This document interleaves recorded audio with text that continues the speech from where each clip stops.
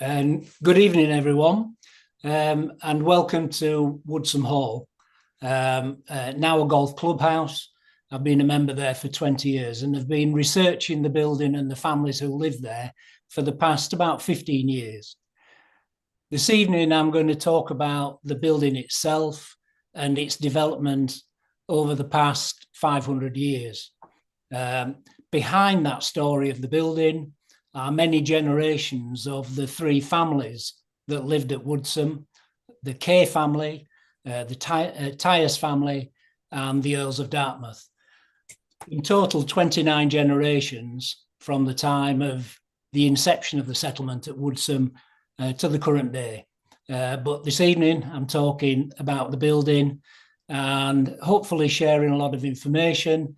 But as David said, asking some questions, because there's still a lot of puzzles to be answered from the building. And I hope that the illustrious audience that we have this evening will be able to provide some words of knowledge and wisdom that would help me in my work. Just to contextualise the building, we're here just outside Huddersfield in West Yorkshire. The building, the hall now, is a clubhouse for Woodsome Hall Golf Club. You'll be hearing this evening about some recent dendro dating that's being carried out on the hall, dating it, the main timber frame building, to 1462. Consequently, we're now promoting the building as being the oldest original building being used as a golf clubhouse in the world, certainly in the United Kingdom. And we're waiting for other people, other clubs to come forward to suggest that their clubhouse is older. So very interesting how that's sort of taken up as an issue. As you'll see here, it's based at the centre of the golf course on a beautiful summer's day. Originally, the settlement of Woodsome, which you can see here, this was settled in 1236 by a Norman couple called Baldwin and Marjorie Tyers. And it was a fortified settlement with a moat running across the western side and a drawbridge. And that's why the building itself and the associated farm are all squashed, in a sense, in this small area, which originally may well have been surrounded by a palisade. It looks as if it's in the middle of nowhere, but when this was built, there was a road running up here from Barnsley to Almonbury and then on to Halifax, which was a main north-south track. And there was also an east-west route running from Pontefract across Almonbury and the moors over to Manchester. So when it was positioned here, it was in quite a central location. This is the listing description. It's a grade 1 listed building. And by the end of the talk, I'll be highlighting that this needs significantly updating. Already, I've said that the dendro dating has confirmed the building date to 1462, as opposed to the early 16th century. And I'll be talking a little about the grounds and the terrace and the reference to Capability Brown. This is an aerial view of the hall complex itself. The earliest part of the building is on the south side, but has been drastically overbuilt and altered over the many centuries. And it's impossible to identify this as or what parts of this may form the earliest part of the building. But this was certainly the earliest part developed, because a 16th century book written by the Kay family, called the Kay Commonplace Book, is a contemporaneous account of events during the 1500s, and they refer this area as the ancient kitchens, predating the timber-framed hall that we'll talk about. So we'll talk in some detail about this as a building. Originally, this part was open, so there was in effect a fire break between the timber hall and the kitchen area. The next major development was a wing to the north side, finished in around about 1600, and then I'll explain why there's an infill here. What I haven't included is the last extension, which is this one here, which was built in the middle of the 1700s for a tenant who was living at the hall at that time and was a wool merchant. And this was added as a wool warehouse and trading floor in the 1700s. Moving on to the view that you saw at the outset. This, in fact, up until about the 1700s, was the rear of the hall. This is the view facing from the east. The main entrance to the hall originally was at the western side, and I'll show you the entrance a little later. This shows the detail that you can recognise of the timber-framed hall, a central hall with two cross wings. I'll come back to the details here later on, but that just shows you an outline of the main hall.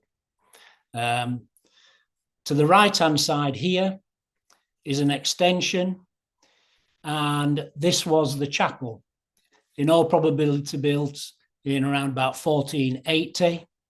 Similar date to those people who've been to Calverley Old Hall, where they as well have a chapel extension. And it was said that the 1480s saw a rise in religious fervour, and a number of these halls added a chapel to their complex. That was decommissioned as a chapel in 1570, when it became more dangerous to have these religious elements as part of the building, within all the reactions against Catholicism within the country. And it was changed into residential use. So that's what that building extension is there. So in terms of the original timber hall, this is a longitudinal view provided by the Yorkshire Archaeological Society, where you can see the central hall and the two wings. The fire here was added in 1517. So originally when the hall was built, it wouldn't have a fireplace, there'd be a central hearth in all probability in the middle of the floor. You can see from the construction of the wings, my understanding is that these are termed king posts. I'm only an amateur, so I'll suggest that people can come back and describe the reality at the end. What I am interested in is that this seems a simple structure at this side, but on this side we have these what look like diagonal braces, and I don't know why the two are different. So that's the first question to put before you this evening. This is a cross section where you can see the simple construction of the hallway. This detail here, you can now see a photograph of that. This was taken by Robert Howard, working with his colleague Alison Arnold from the Nottingham Tree Ring Dating Laboratory. They were taking samples on here when the temperature was in its mid-30s, so a lot different from the weather today. Here you can see the principal rafters and the other beams, the brace and the collar.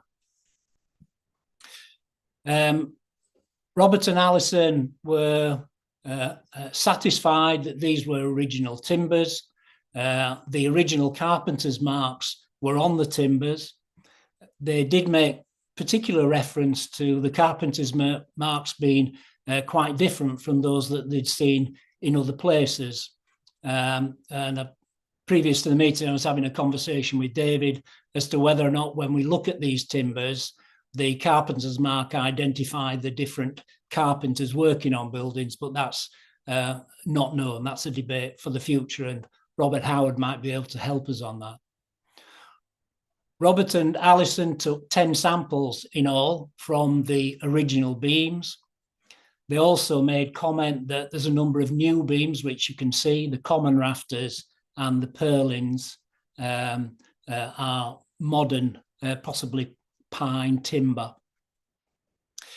They also made reference to a number of redundant mortises within the principal rafters, which indicated that there were wind braces into the original purlins. So this is the current roof structure, as you can see above what is the roof in the main hall, and they took 10 samples from those original beams. That's a picture of Robert working away with a core drill. That's about a 12mm core drill, taking an 8mm sample, cooled by WD-40. That is a picture of the 10 cores that were taken, which are then correlated according to the tree ring pattern in the heartwood to provide a robust sample across the maximum number of tree ring years. And they were able to take a sample which was just short of 100 years. The red is the sapwood, which shows when the tree was in most recent growth. And you can see there are 4 samples here, which confirm the felling date of all the trees.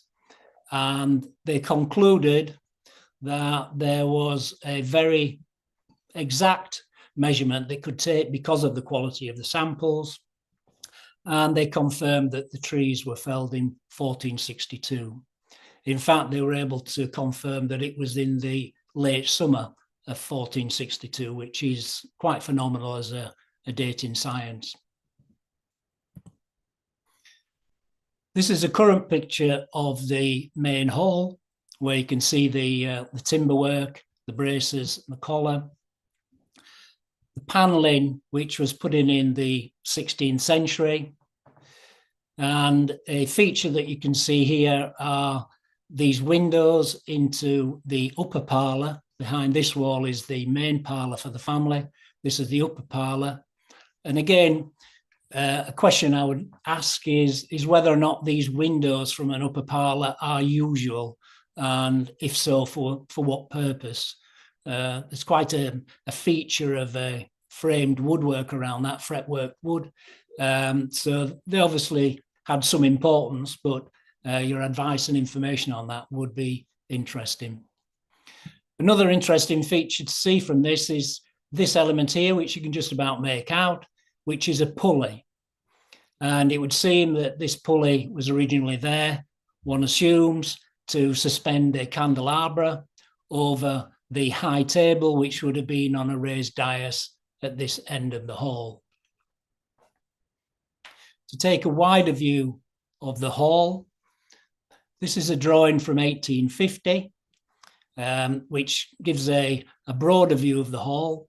I think the people are rather out of kilter, either that or they're very small people. The windows that we see here, originally these windows would be open and they would be covered by either shutters or louvers. When they were glazed, originally those were quite high quality stained glass windows, but when the Dartmouth family bought into the hall in the mid-early 1700s, they took the stained glass out to the hall that they were building at Sandwell in Birmingham. So ultimately we were left with just plain glass. You'll see on the west side of the hall, this panelling, and this was the main doorway into the hall. There's a passageway running alongside this, and overhead you can see a passageway at the first floor level, which runs from the parlour in the north wing to the service rooms in the south wing. And we'll go into this corridor in a minute, because it would appear that whilst the hall was facing westward, the front entrance was in an alcove behind this wall here. So this is the passageway at the side of the hallway. You can just see the main doors into the hallway there. And this is the main post on the original frame of the building. Either this post was placed on this stone plinth when it was built, or alternatively, there may have been some deterioration in this post, and this was added at a later date. Again, people's observations on that will be interesting. This was a doorway from the passage into what would have been an open alcove forming the front entrance to the hall from what has become the courtyard. So here we are in the courtyard looking into the front entrance of the hall. This has gone through at least 3 phases of building. So initially, we assume that when this was a timber frame building, this was an open alcove with a door to the left and a door to the right. Door to the left would have been into the main hall and the parlour. So one assumes that if you had any class about you, you'd turn left. You'd turn right if you were involved in the services to the building. When the hall was encased in stone, you can see that there's a twin arch supported by a central pillar, still leaving an open alcove. At a later date, that alcove has been filled in. This was probably in the late Victorian time when there was a significant amount of refurbishment and modernisation within the hall, when some of the family from the Earls of Dartmouth came back to live in it.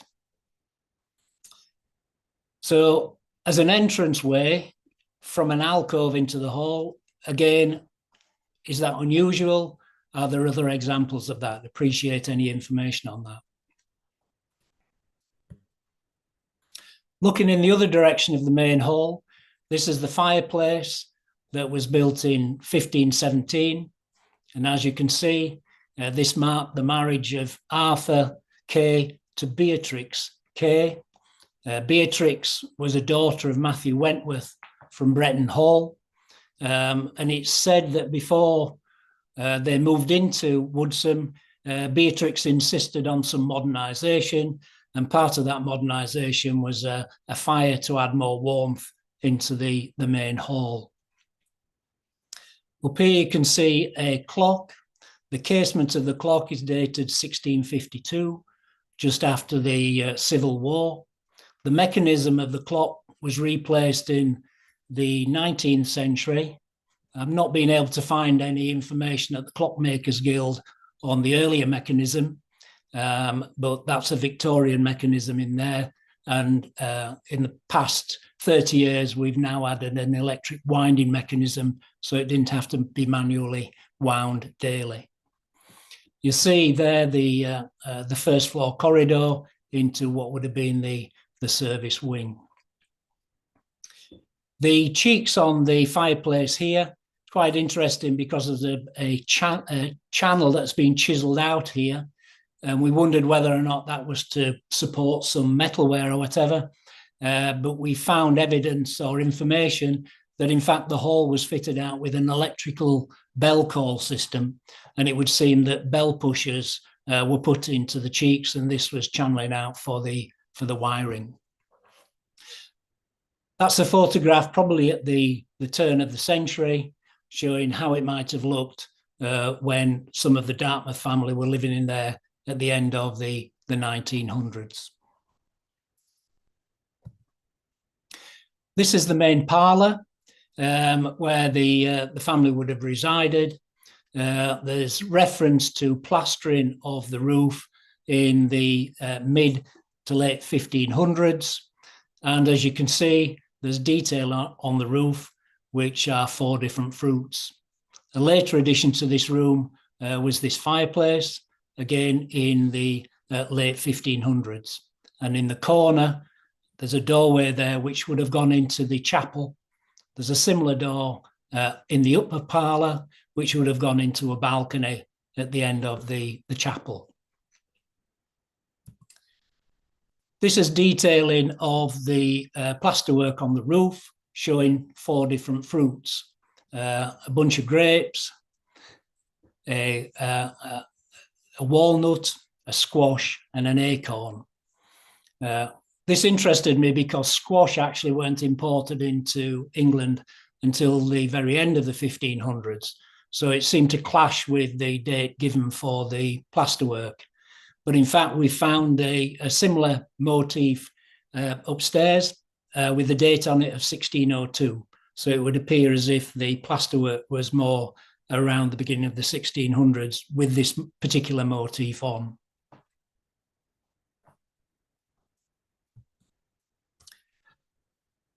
So that was the second phase of building. So we now have the older part of the building. We have the timber hall built, and then this part was filled in then in 1572, referenced as the long parlour. So then we had two sides built. At the end of the 1500s and finished in 1600 was this extension here on the north side. This is a stone extension.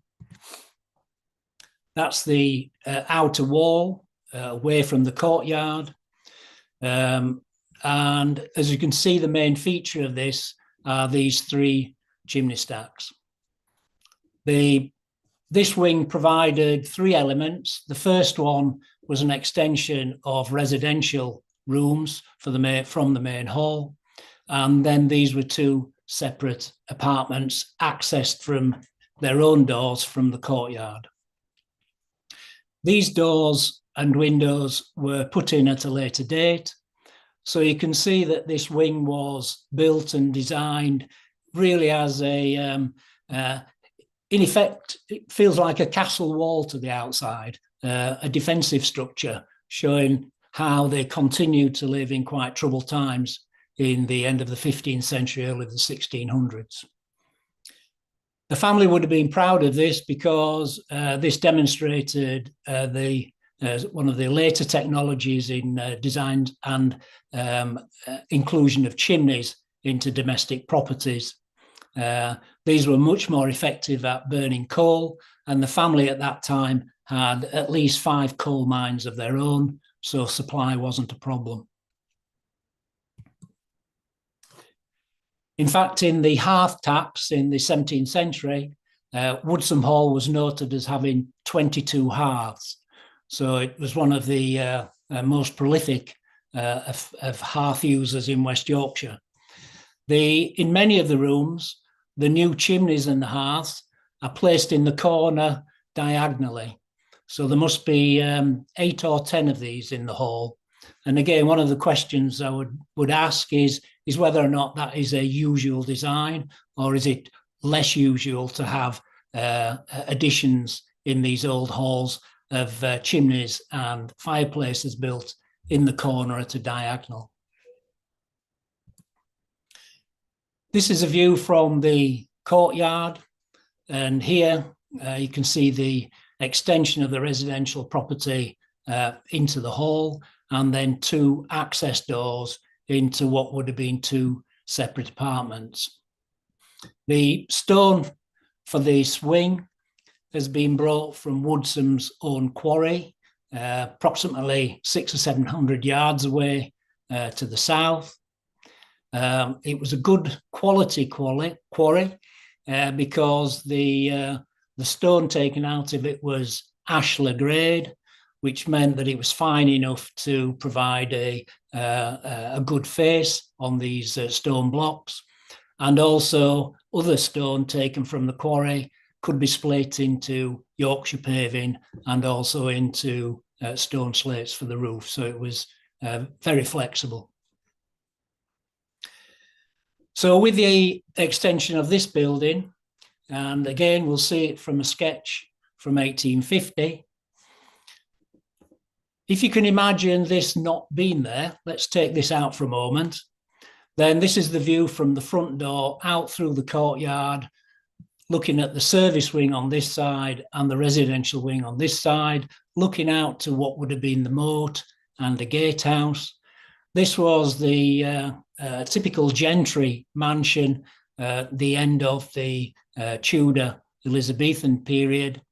So the family that were living there at that point in time, the Kay family, who had been given a baronetcy by King Charles I, really felt themselves to have arrived with a building of this nature. The problem with that, as with all buildings, is that time moves on and people wish to modernise. Styles of living change, and we want to get rid of what is old-fashioned. And the Tudor style, Elizabethan style of living was very public. It was very open. People moved around the building very freely. And there were often people coming and going into the main parlour or into any rooms of the house. Towards the end of the 1600s, beginning of the 1800s, this notion of private space and a hierarchy of access into houses emerged. And the person living here now was a man called John Kay. He was the 7th John Kay out of 13 generations, so it's quite complicated to explain at times, but he was an MP for Yorkshire and was making a national name for himself. And he wanted to modernise the house. He wanted to show that he was up to date. And when he entertained visitors, he could show them around the house in style. Consequently, he made a large drawing room, putting together these two rooms on the first floor to make a quite spectacular drawing room that could only be accessed through the staircase and another passageway here. And in addition to that, he built this first floor extension, which was his dining room. As you can see, that had direct access from the kitchen.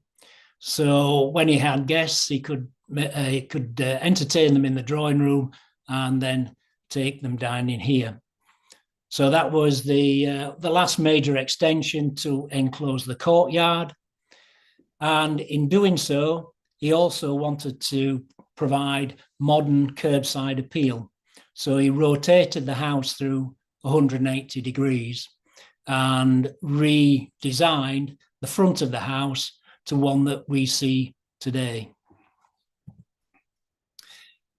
Inside, this is the newel post at the bottom of the staircase, which we think is the staircase made in the 1600s for the new extension.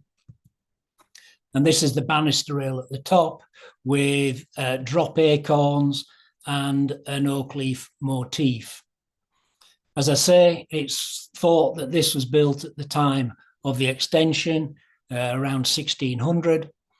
Peter Thornborough has seen this, and Peter thought that this might have been a reference to King Charles II hiding up an oak tree to get away from the parliamentary forces, and this showed the family living here to be royalist supporters. So that's another option on dating this that Peter put forward.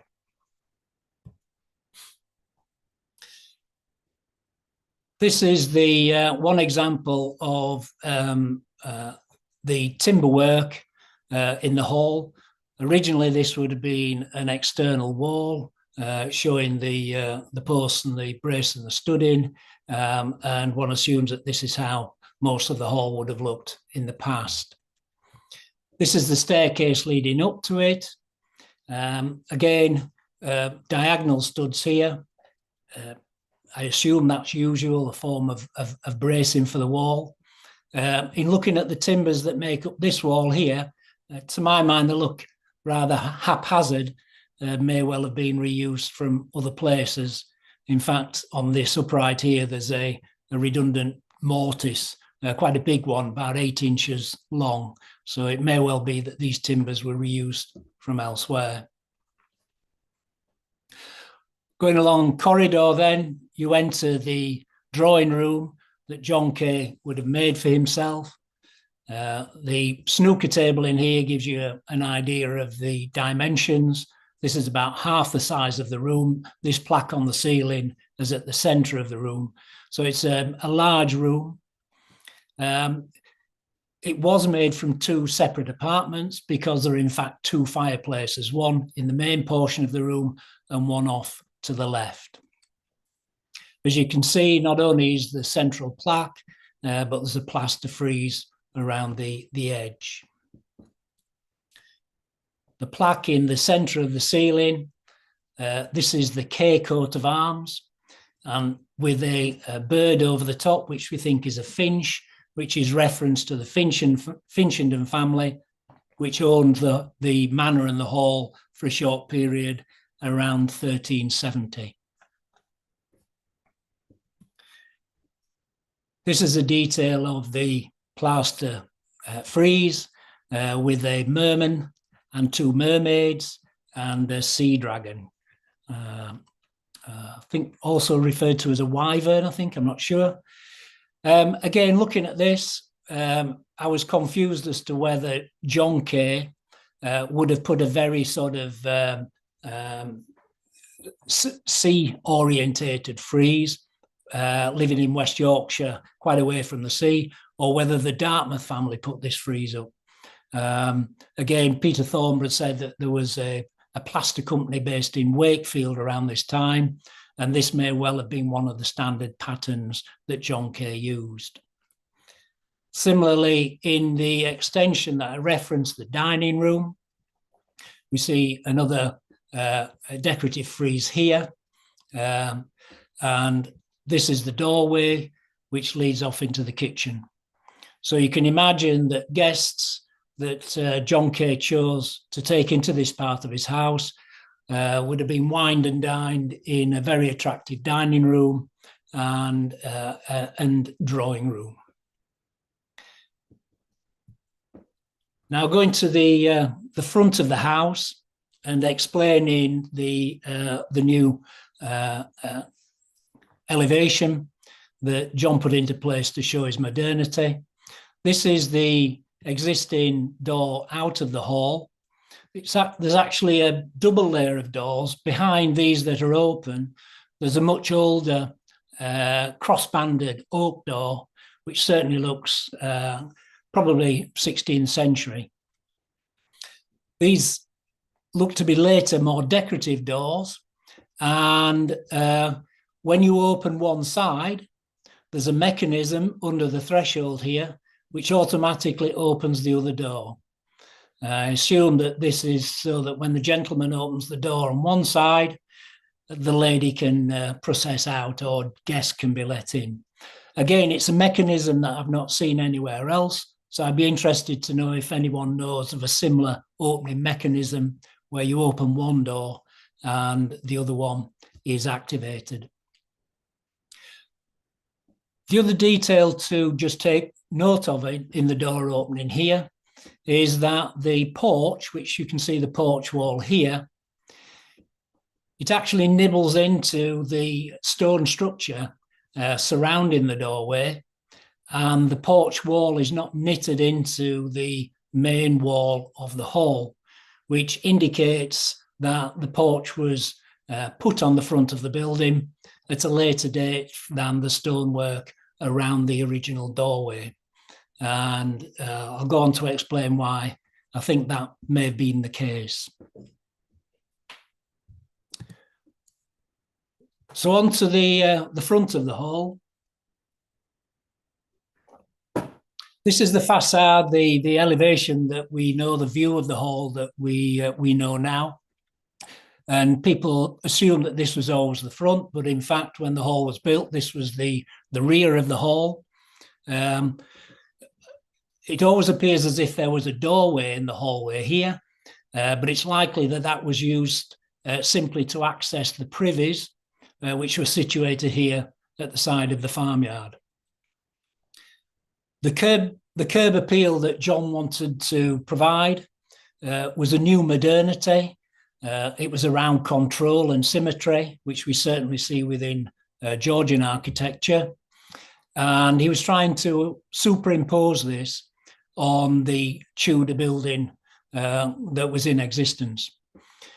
So what he did here was build a new driveway at the new front of the hall, provide a nice horseshoe drive for carriages to approach, and provide central stair access to a terrace, and provide exact symmetry in terms of the dimensions of the terrace at either side, leading to steps into a porchway to access the hall. So here we have a modern view of how architecture might appear. This area in the front was formal gardens. There used to be a fountain in the centre of it. I'll go on and mention that in a moment. But this provided a new sort of statement piece for when John Kay was wanting to take his guests into a modern house to entertain people from the county and national figures as well. So this is the view of the hall from 1700 onwards. And again, we see a drawing from 1850. You can see all the many chimney stacks in play. And here at the center is the fountain that I've referred to. This was transferred into the courtyard at a later date. And in fact, we know that it was transferred in 1869 because in the account books for the house, there's reference to repair of the front lawn following removal of the fountain at a total cost of 7 shillings and sixpence. So that gives us an exact date of when the fountain was moved into the courtyard. So here we have the modern front of the house in its later stage of development and as we see today.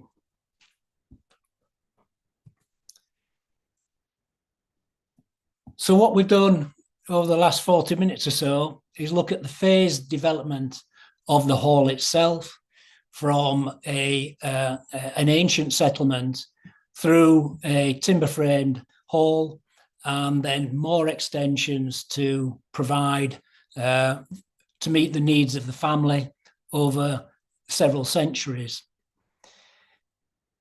That's continued in that the golf club now owns the hall and the surrounding 150 acres, and the hall is still a living building. There have been changes to the hall, which allows the golf club to run its business and for the hall to pay its way. In order for us to maintain it and to meet the needs of English heritage, it costs us tens of £1,000s a year. And at the moment, we're having quite difficulties in meeting fire standards and fire regulations, as you'll appreciate. But it continues to be a working and evolving building. And indeed, it's been a working and evolving building over the past 500 years. To the left-hand side is a stable block that we're currently investigating in terms of its age. Elsewhere on the premises, there used to be a very big barn, some 60 foot by 120 foot, which had to be demolished in 1960 because it became unsafe. And we have an old smithy building and a dovecot. Elsewhere on the site, we have fish ponds, which were dug in 1570, and a small building which has still got its fertilization trays in for when they stopped the fish into the ponds. So it's a fascinating piece of land with this superb hall.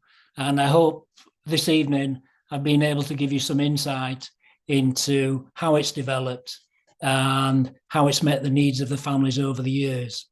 And irrespective of the amount of time that I put in trying to understand it, it still throws up a lot of questions.